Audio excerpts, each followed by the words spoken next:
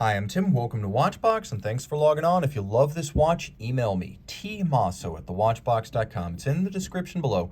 Your purchase and pricing email question line for buying this or any watch you see on any Watchbox platform.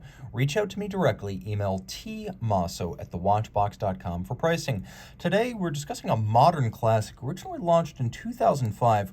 This is the signature diver from Sinn Diving of Frankfurt, Germany. It is the Sinn U1, a dive watch made of U-boat steel that is both harder and more corrosion resistant than standard 316. The watch measures 44 millimeters in diameter, 14.3 millimeters thick, and from lug tip to lug tip, 50.3 millimeters with a 22 millimeter spacing between the lugs. We'll zoom out real quick.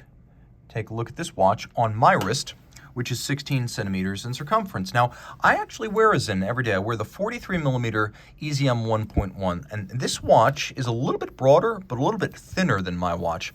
So although my wrist is 16 centimeters, and this is a 44, it actually wears quite well. It's not terribly long lug to lug, so I could recommend this watch for a wrist as small as 14 centimeters in circumference. It's gonna be borderline, but it's gonna work. You can see how the watch surprises by its relatively thin profile. The case back is cupped somewhat, so it nestles down into the wrist, and it feels very comfortable. The timepiece is broad, flat, and surprisingly elegant for something that's designed with nothing but the notion of utilitarian excellence in mind. Now you can see as I move away from the camera, it looks even better in proportion. The strap is silicone, gummy, soft, and handsomely integrated. You can see it traces the downward arc of the lugs as well as the curvature of the case. It's very thick, so this is going to be a long-lasting strap. There's some little character lines molded into the side. You can see on the underside, it has been scored many times, and it has little metal pin locks built in that help to attach it to the clasp. And you can see that all of these pre-scored lines remain. The strap has not been cut. We will cut it to fit you.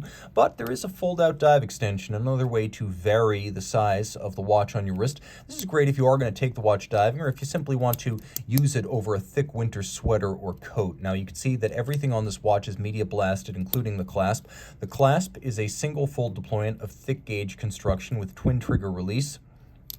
Taking a quick look at the case, the lugs are surprisingly elegant. When you view them end on, they are quite tapered and narrow. You have little holes in the side. Again, this is a utilitarian watch. The idea is you're going to use a strap tool if you want to fit this to some sort of a NATO or textile strap, or simply put a different strap, rubber or silicone on it. The entire thing is media blasted, which is nice because if it's scratched or scuffed or marked in any minor way, when it goes back to the factory, they don't need to remove metal. They can just media blast it again. Now, it's made of what they call U-boat steel, and this is important because like Rolex 904L, U-boat steel, which is exactly what it sounds like, it's used to make German submarines, it doesn't need to be rinsed after exposure to human sweat, industrial acids, or sea salt. Conventional 316 can still rust under those conditions. This watch never needs to be rinsed. Now, a couple of features set it apart. First of all, it's a lot harder. Standard 316 is going to be about 220 to 250 Vickers. This is 350, so it's considerably more scratch resistant than standard steel. The second feather in its cap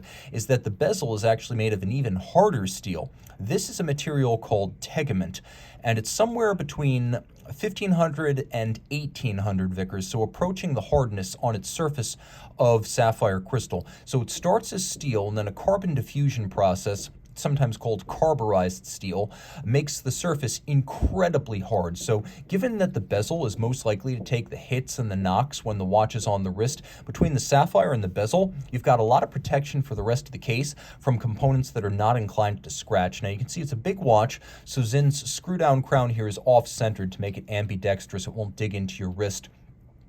And the watch is 100 meters or 100 bar water resistant. Let's have a listen to the bezel.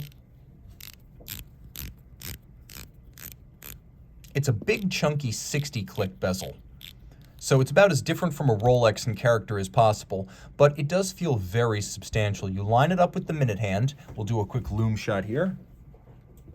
And you can see there is plenty of luminescence. It's lighting up my entire light box. And take note, they've loomed the seconds hand, a feature that should be universal in dive watches, but for some reason isn't.